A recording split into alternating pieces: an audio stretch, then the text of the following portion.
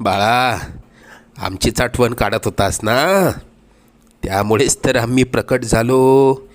अरे मायबाप मानतोस ना आम्हाला, मग तुला पैशांची गरज असताना सांगायचं ना. कोणापुढेही हात पसरू नकोस.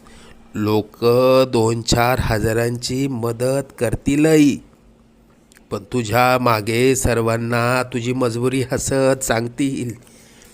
आता तुला कोणापुढे हात पसरण्याची वेळच येणार नाही.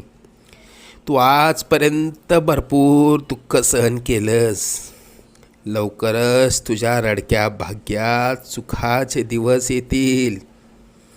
तुझ्या मनात असलेली इच्छा पूर्ण होऊन अक्कलकोटला पेढे घेऊन येणं होईल. येशील ना आम्हाला भेटायला अक्कलकोटला? सगळं मना